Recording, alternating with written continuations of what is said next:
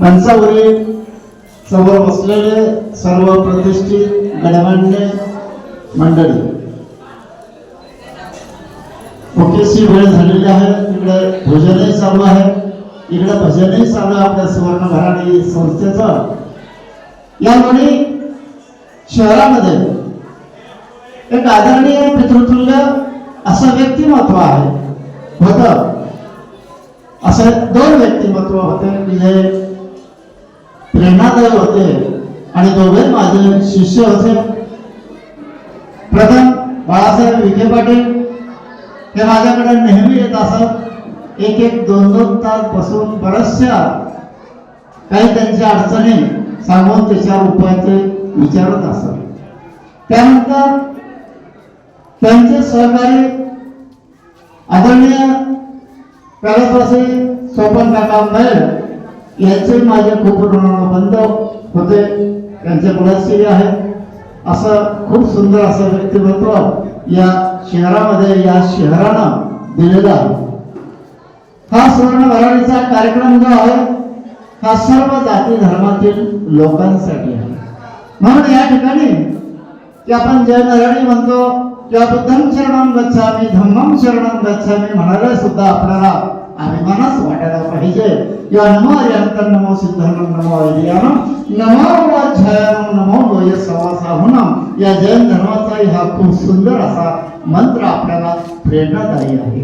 परंतु आपल्या वारकरी संप्रदायामध्ये पुंडलिका हरी वर्धा हेही म्हणायला आपल्याला विसरता कामा नये. म्हणून भगवंताची लीला खूप वेगळी आहे. आपण त्यांचं गणित करू शकत नाही आणि त्या संतांच्या आशीर्वादानंच हा संपूर्ण भारत देश या संपूर्ण पृथ्वीवर आज नावारूपास आलेला आहे. म्हणून जगाच्या कल्याणा संतांची विभूती उगाच म्हटलेलं नाही.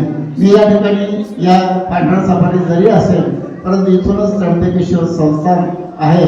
या त्र्यंबकेश्वर संस्थानामध्ये आनंद आखाडा नावाचा आमचा आनंद आखाडा आहे की जे आमचे स्वामी सागरानंद सरस्वती महाराज या कुंभाचे अध्यक्ष होते.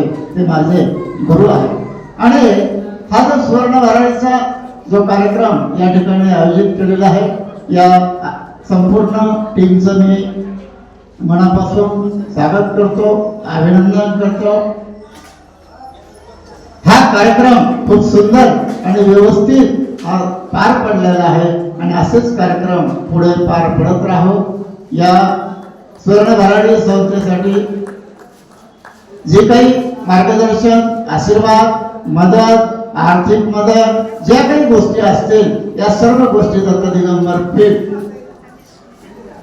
या 1008 महामंडळाचे धर्माचार्य या नात्यानं या माध्यमातून मी या संस्थेच्या पाठीमागे आहे. आणि ही संस्था निश्चित एक दिवस खूप मोठी भरारी घेईल आणि या संपूर्ण समाजामध्ये या संस्थेचं नाव निघेल.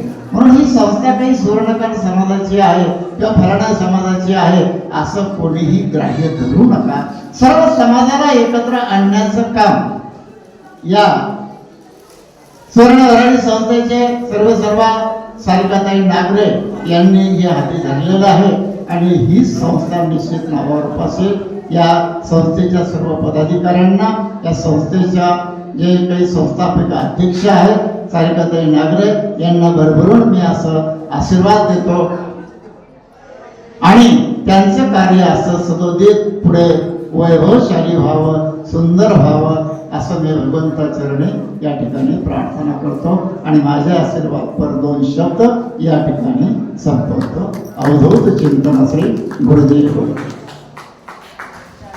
संभाजीनगर जिल्ह्यातील ऐतिहासिक लाडगाव येथील श्री दत्त दिगंबर पीठाचे मठाधिपती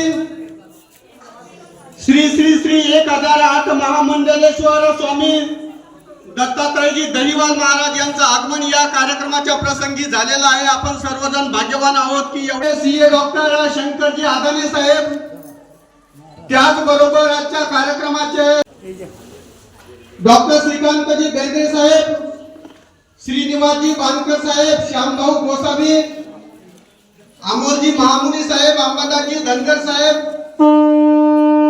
सागाजी महेश,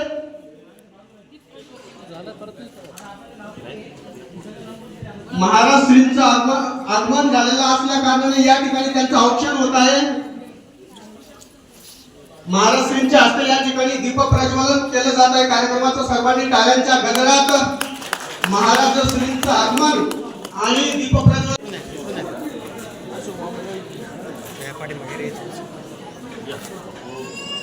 शंभू इकडे द्या, एक मिनिट समोर सगळे.